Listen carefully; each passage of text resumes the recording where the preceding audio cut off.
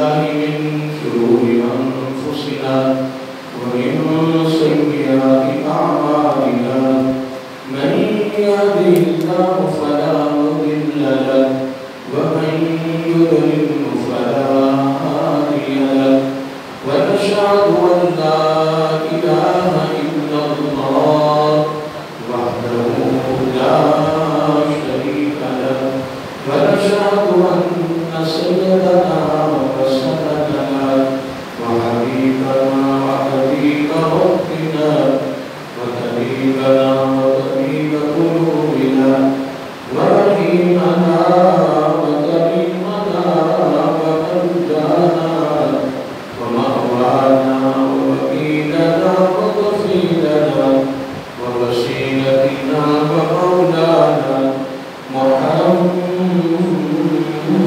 المصطفى صلى الله تعالى عليه وعلى آله وأصحابه قلوب الهدى وأولياء أمته وعلماء ملته وأهل سنته أجمعين.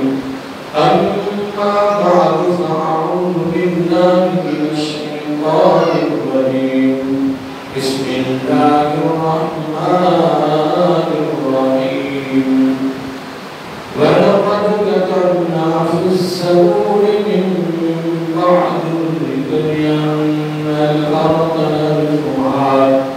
أن الأرض يرثها عبادي الصالحون. إن في هذا لبلاغا لقوم عابدين. وما أرسلناك إلا رحمة للعالمين. صدق الله مولانا العظيم وصدق رسوله النبي الكريم ونحن على ذلك لمن الشاهدين والشاكرين والحمد لله رب العالمين. سبحانك لا علم لنا إلا ما علمتنا إنك أنت العليم الحكيم. السلام عليك يا سيدي يا رسول الله. الصلاة والسلام عليك يا سيدي يا حبيب الله. الصلاة والسلام عليك يا سيدي يا نبي الله وعلى آلك وصحابك يا سيدي يا نور الله يا خاتم النبيين يا رحمة للعالمين. مولاي صل وسلم دائما أبدا على حبيبك خير الخلق كلهم محمد سيد الكونين والثقلين والفريقين من قرب ومن نجم. هو الحبيب الذي ترجى شفاعته لكل قول من الأحرار الطاهرين. ثم الرجال الذين وأن علي وأن عثمان نهايتي غير الإكرام محترم مكرم معزز سامع الحضرات اور عزیز آدمی گرامی قدر، اللہ رب العزت کی تعریف و توصیف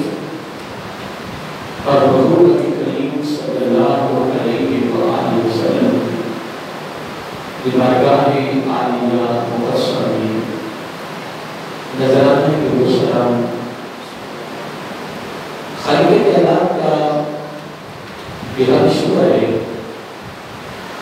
اس کی خصوصی مہربانی ہے، اس نے ہم سب کو اپنے پیارے محبوب علیہ السلام کی امت میں پیدا فرمایا۔ اور اگر عزت کا ہمارے پر بہت بڑا احسان ہے، اس نے اپنی توفیق اور اپنے محبوب علیہ السلام کی توسل سے ایمان جیسی عظیم الشان نعمت سے مالا مال فرمایا۔ حضرت محترم ربیع الاول کا مہینہ شروع ہے۔ پیچھے ہم نے الحمدللہ استقامت کے موضوع پر گفتگو کا آغاز کیا ہوا تھا، اور استقامت کے حوالے سے ہمارا پروگرام جاری تھا،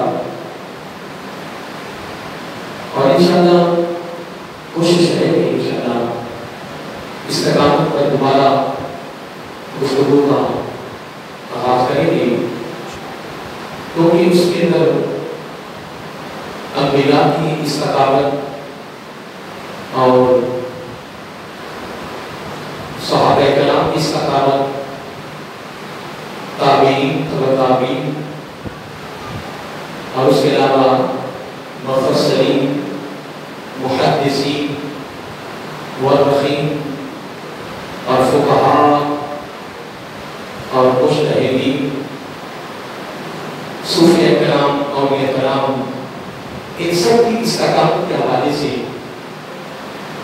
کتابیں بھری ہوئی ہیں کہ انہوں نے زندگی میں مختلف موقعوں پر خدا کی طرف سے امتحان آیا ہے، کوئی آزمائش آئی ہے، کوئی زندگی کا اتراؤ چڑھاؤ ہوا ہے، یا زندگی میں اونچ نیچ ہوئی ہے، تو انہوں نے اپنی زندگی میں استقامت کیسے حاصل کی۔ اس طرح ہماری کتاب پر ہماری گفتگو جاری رہی، اور ہم نے قرآن مجید کے حوالے سے استقامت پر چند ایک باتیں ہم نے کی تھی، لیکن ایک موضوع بہت خوبصورت ہے، اخلاص ہے، استقامت ہے، توکل ہے، صبر ہے، یقین، یہ بڑے خوبصورت موضوع ہے۔ اور اگر حقیقت میں دیکھا جائے تو سارے دین کا جو دارومدار ہے وہ ان چیزوں پر ہے، سارا کا سارا دین ان بنیادوں پر مشتمل ہے۔ اخلاص کا دین میں ایک بہت بڑا کردار ہے، استقامت کا بہت بڑا کردار ہے، توکل کا بہت بڑا کردار ہے، صبر کا بہت بڑا کردار ہے، اور ان کے سب کے اوپر جو درجہ یا فضیلت یا مقام ہے وہ یقین ہے۔ کیا ہے؟ یقین۔ اور سارے دین کا جو نقص، جو لب لباب، جو دین کا نتیجہ ہے وہ یقین ہے۔ سب سے اوپر درجہ صبر کا ہے، جس پر قیامت کے دن حساب و کتاب بھی نہیں ہوگا، میزان بھی نہیں لگے گا، نامہ اعمال بھی نہیں کھلے گا۔ حدیث پاک میں یہی آتا ہے کہ جنہوں نے زندگی میں صبر کا دامن نہیں چھوڑا، صبر کا دامن مضبوطی سے پکڑا، صبر کیا، صبر پر انہوں نے اپنی زندگی کو گزارا، قیامت کے دن اللہ تعالیٰ ان کو اپنی طرف سے جو بدلہ جو جزا دے گا وہ کیا ہے؟ حدیث پاک میں آتا ہے کہ ان کے لیے میزان بھی نہیں لگے گا، ان کا نامہ اعمال بھی نہیں کھلے گا، اور انعاموں کی بارش ہو جائے گی مکان حشر میں، اور پھر بغیر حساب و کتاب کی جنت میں داخل ہوں گے۔ کون؟ صبر والے۔ لیکن جب صحابہ کرام رضی اللہ تعالیٰ عنہم نے عرض کیا، یا رسول اللہ صلی اللہ علیہ وآلہ وسلم، بڑا درجہ ہے، بڑی فضیلت ہے، بڑا مقام ہے صبر کا، لیکن آقا صلی اللہ علیہ وسلم نے کیا فرمایا؟ فرمایا کہ ابھی آدھا ایمان ہوا ہے،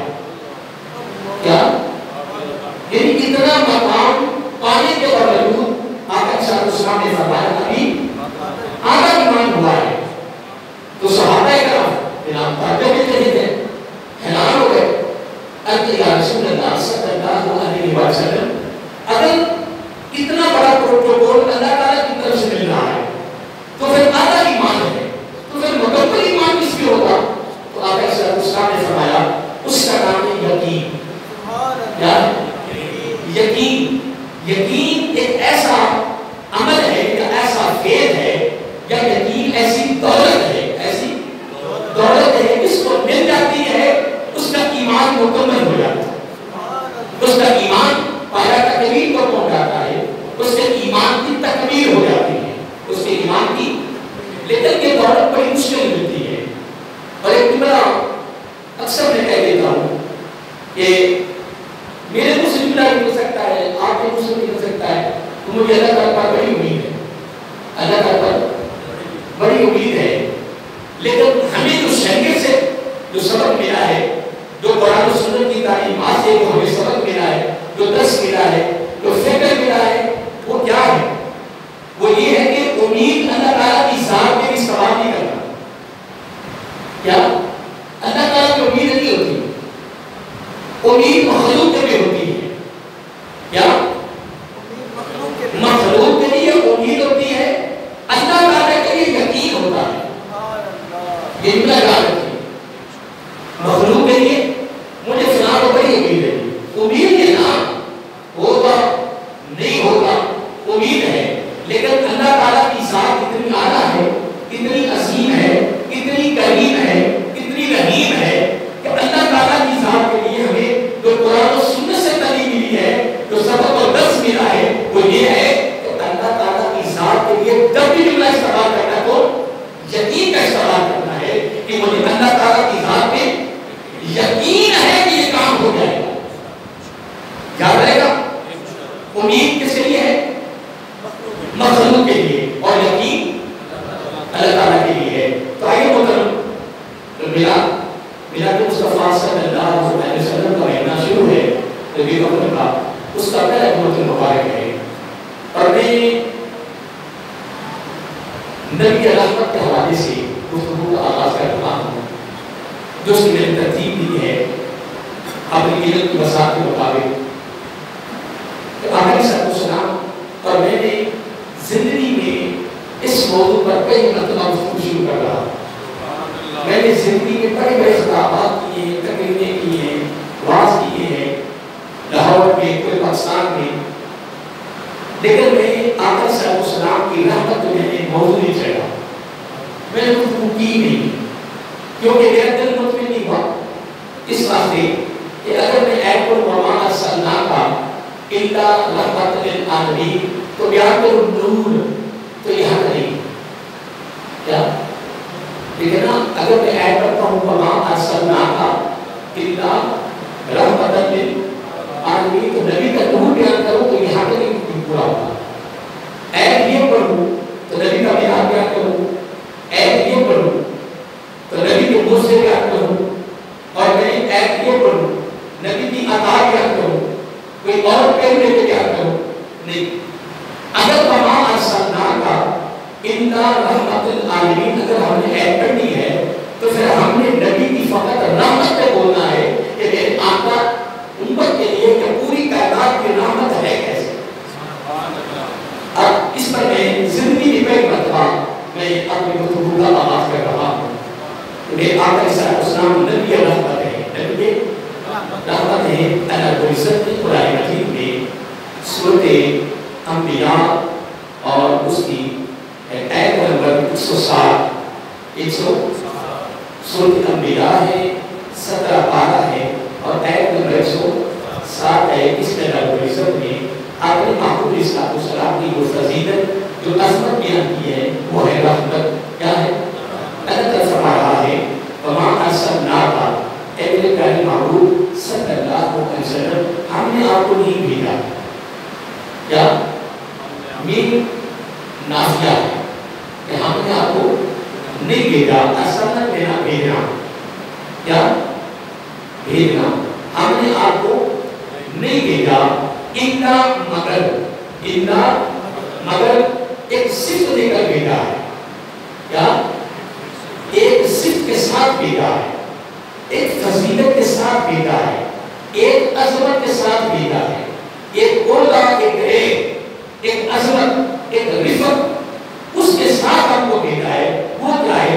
اِنَّا رَحْمَةً لِلْعَالَمِينَ.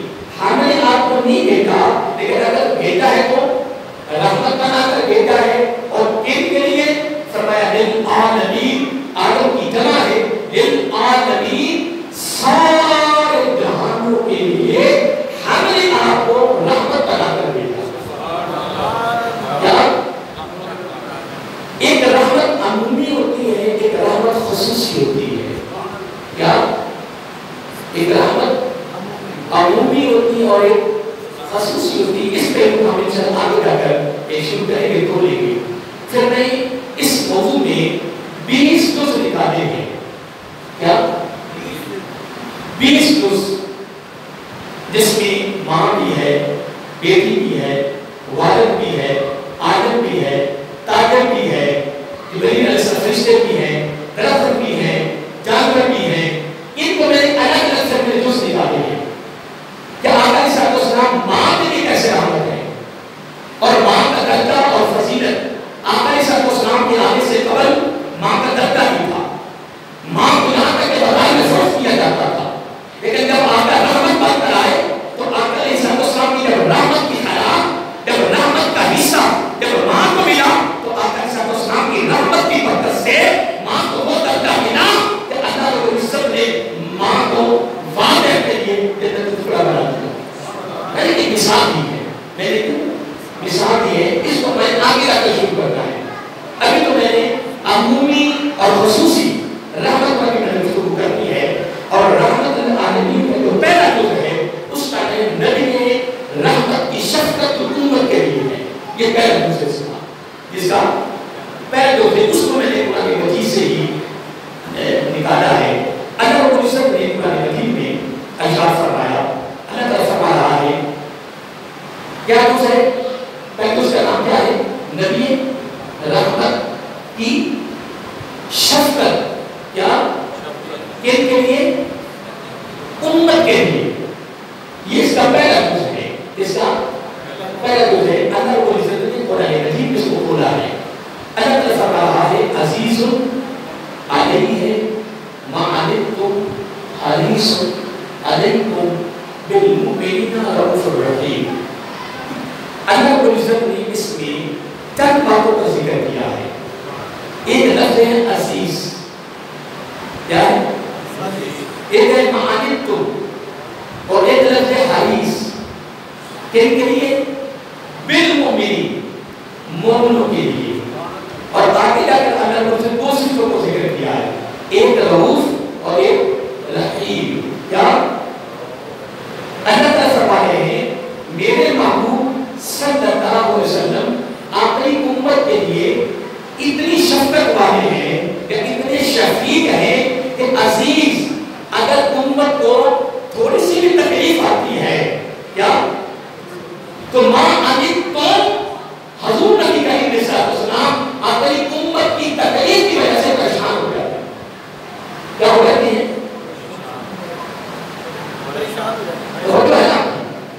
میں کچھ کہہ رہا ہوں. نبی رحمت اور امت کی کیا ہے؟ شفیق ہے. آپ کی شفقت کیا ہے, اس پر میں آپ کو یہ بات بتا رہا ہوں کہ اللہ رب العزت نے قرآن مجید میں کیا فرمایا کہ عزیز علیہ ما عنتم. نبی رحمت اپنے امت کے لیے, مومنوں کے لیے تکلیف کو برداشت نہیں کرتی. کیا تکلیف برداشت سے باہر ہے. اللہ فرمایا میرے محبوب صلی اللہ علیہ وسلم اپنی امت کی تکلیف کو دے کر اپنے اوپر بوجھ سمجھتے ہیں. کیا ما عنتم کو کہتے ہیں بوجھ, فکر, شفقت, برداشت نہ ہونا. اللہ تعالیٰ فرما رہے ہیں کہ میرے محبوب صلی کتنے شفیق ہیں. نمبر 1. نمبر 2, اللہ تعالیٰ بات کو کر رہے ہیں. اللہ تعالیٰ فرما رہا ہے حریص علیکم بالمؤمنین. اپنے امت کے مومنوں کے لیے, امت و کائنات میں جتنے ساری امتیں, ساری ہوتی ہیں, سارے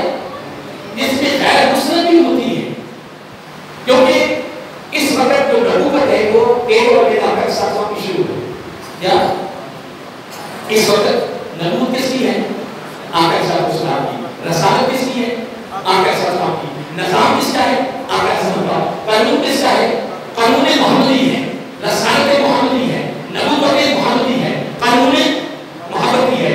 فیضان محمدی ہے صلی اللہ علیہ وسلم. اور اس میں کائنات میں جتنے انسان ہیں مسلمان ہیں یا غیر مسلم ہیں امت میں سارے شامل ہیں. لیکن آقا صلی اللہ علیہ وسلم کی عظمت بیان کرتے ہوئے حریص علیکم عدد کیا ہے؟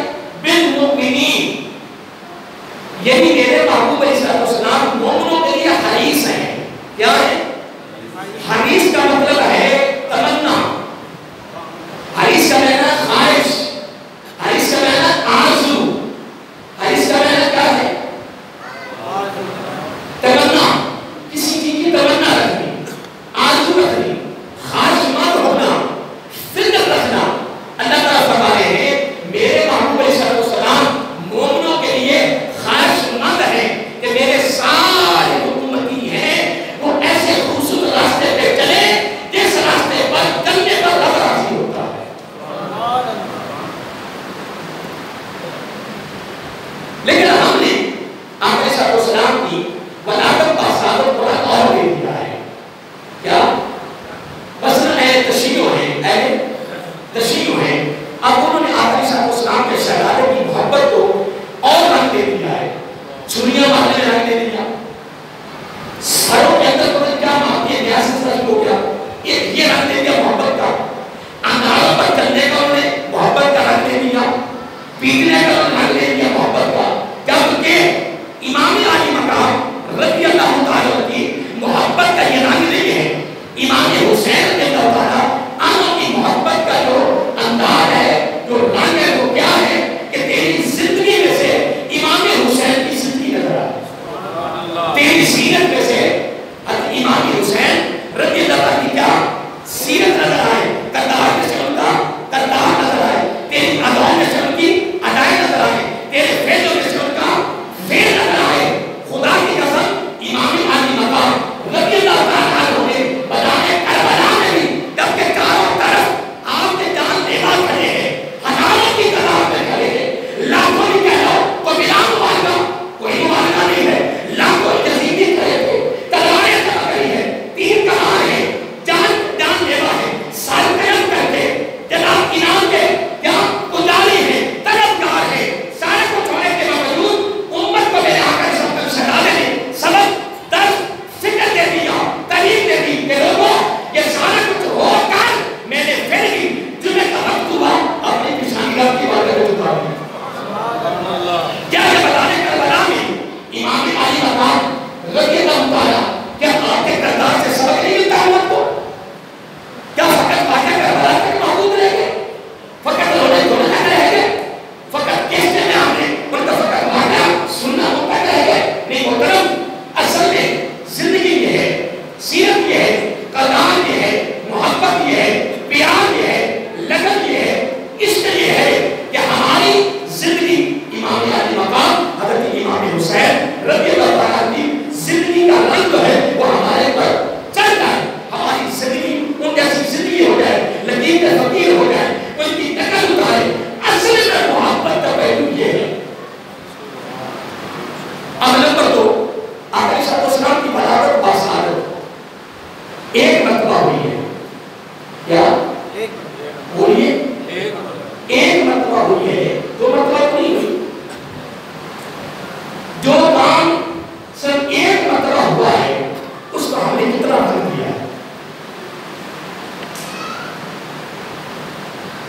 دیکھو میں نے پہلی بات تشریح کی ہے کہ وہ حد سے تجاوز کر گئے, چھریوں تک چلے گئے, انگاروں پر چلے گئے. اس کی حد تک پتہ نہیں وہ کیا کر رہا ہے. پر ایک عجیب ماحول میں وہ لوگ چلے گئے اور وہ کیا کہتے ہیں یہ امام حسین کی محبت رضی اللہ تعالیٰ.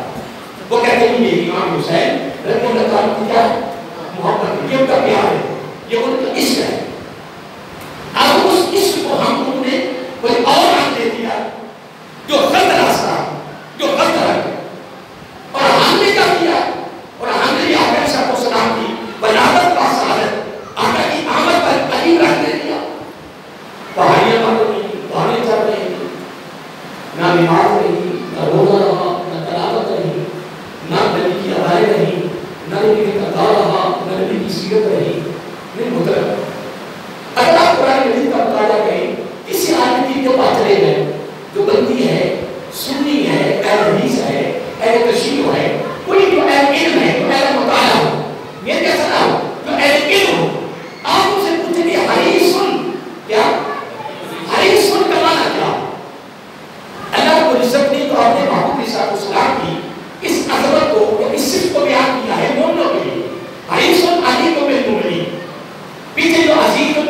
تو کوئی الگ حصہ ہے، وہ ایک الگ حصہ ہے.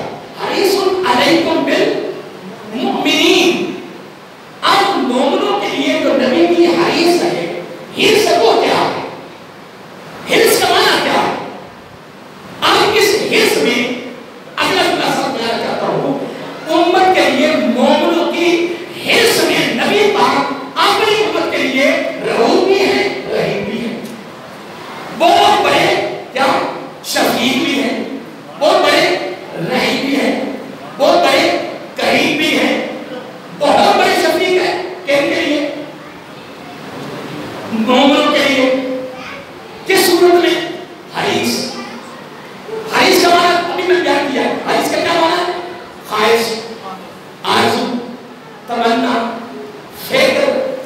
یہ چیز کا فکر اللہ تعالیٰ فرماتا ہے میرے محبوب علیہ السلام کی دل کی تمنا یہ ہے، دل کی خواہش یہ ہے، دل کی اور یہ آرزو یہ ہے کہ میری ساری امت جو کلمہ پڑھنے والے ہیں، جو مومنین ہیں، جو بولیے جو مومنین ہیں، یہ سارے کے سارے اس راستے پہ چلیں جس راستے پہ میں نے ان کو چل کے دکھا دیا.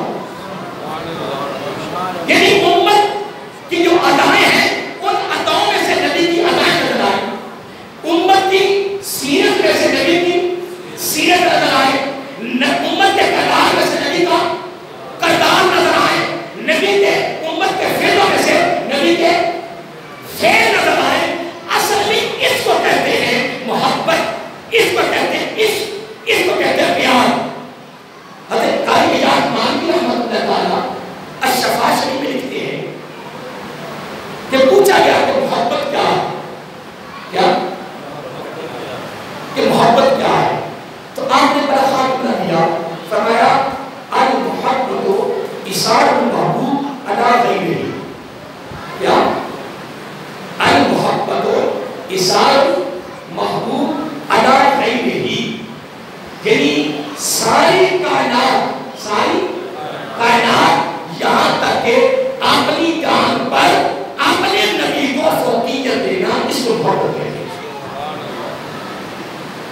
ابھی جملہ میں آپ کو سنا دیا، آپ نے سن لیا، بس یہاں تک معقول ہے، بس سنائی جاؤ، سن لو، بس یہی بات ہے.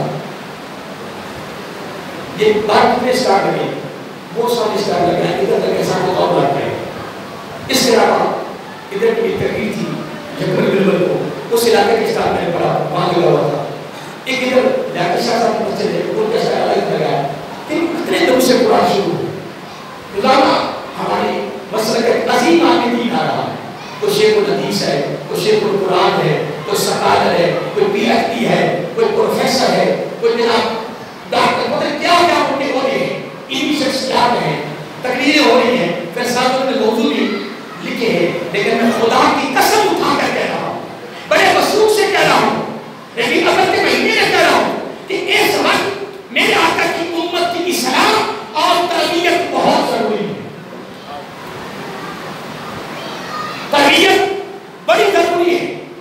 اس وقت تو ہم کر رہے ہیں پرانوں کے، اور یہی وہ زمانہ ہے، یہی وہ وقت ہے جس کے لیے اسلام نے ارشاد فرمایا، جس کے راوی حضرت ابن مسعود رضی اللہ تعالیٰ عنہ ہے کہ میری امت پر ایک زمانہ آئے گا کہ کسی کا ایمان سلامت نہیں رہے گا، اور حرام طریقے کے بغیر روزی نہیں کمائی جائے گی، اور نکاح نہ کرنا حلال قرار دیا جائے گا. یہ وہ حدیث کے پہلے 3 جز ہیں، اور آگے بڑی طویل حدیث ہے. آقا علیہ السلام نے اس حدیث میں کوئی بات چھوڑی نہیں ہے.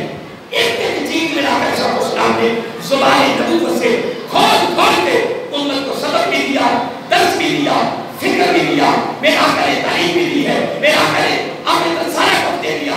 کہہ رہے امت بس آپ نے وقت کو دیکھنا ہے، آنے وقت کو دیکھنا ہے، آخر پہ نظر رکھے، موت اور حشر اور قبر پہ نظر رکھے، تیاری کریں. اور اس تیاری میں بہترین تیاری میری سنت کے بغیر کبھی نہیں ہو، میری سنت کے بغیر کبھی بھی تیاری نہیں ہو. اور آقا علیہ السلام کی اس تعریف، اس نام ایک بھی میں اور دیتا ہوں، بڑا خوشی المؤمنین حضرت عمر فاروق رضی اللہ تعالیٰ عنہ آقا صلی اللہ علیہ وسلم کی بارگاہ میں حاضر ہے تو گفتگو شروع ہوگی محبت کے حوالے سے. کیا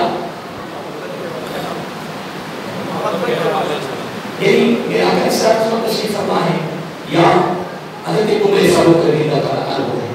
دو ذاتیں بیٹھی ہیں, دو شخصیات ہیں, اور یہ حدیث پاک میں بڑا مشہور واقعہ ہے جس پر ہمارے اکثر علماء اہل علم گفتگو کر رہے ہیں اور کرتے رہیں گے, کرتے رہیں گے. آقا صلی اللہ علیہ وسلم نے جب گفتگو شروع کی تو جملہ ہے لفظ محبت پر شروع ہو گئی. تو آقا صلی اللہ علیہ وسلم نے پوچھا میرے پیارے عمر رضی اللہ تعالیٰ عنہ آپ میرے ساتھ کتنی محبت ہے؟ عرض یا رسول اللہ پڑھیے صلی اللہ علیہ وآلہ وسلم آقا مجھے آپ ساتھ بڑی محبت ہے. فرمایا کتنی؟ کہ ساری کائنات سے زیادہ محبت ہے. ساری کائنات سے بھی زیادہ محبت ہے. اب یار میرا آقا صلی اللہ علیہ وسلم نے پوچھا میرے پیارے عمر رضی اللہ تعالیٰ عنہ تو جان سے زیادہ نہیں یا یہ حضرت عمر فاروق بیٹھے ہیں رضی اللہ تعالیٰ عنہ, کوئی عام شخصیت نہیں بیٹھی, اور یہ وہ شخصیت جس میں آقا صلی اللہ علیہ وسلم نے خود مانگ کر لیا ہے اور بڑی فہم و فراست کے معنی تھی. لو کان ابانی نبیوں کا کھانا عمر بن خطاب رضی اللہ عنہ کو آقا صلی اللہ علیہ وسلم نے ان کی کتنی تعریف ہے, کتنی عظمت ہے, ان کی حضرت عمر فاروق رضی اللہ عنہ کی تمام تعریفوں میں سے عظمت میں سے ایک ہی بات کافی ہے کہ لوگوں اگر میرے پاس نبی ہونا ہوتا تو عمر بن خطاب ہوگی رضی اللہ تعالیٰ عنہ. اس سے بڑی عظمت کا جملہ نہیں ہو سکتا. یہ ہو سکتا اس سے بڑا کوئی جملہ نہیں ہو سکتا. مانگ کر لیا ہے تو پوچھا میرے پیارے عمر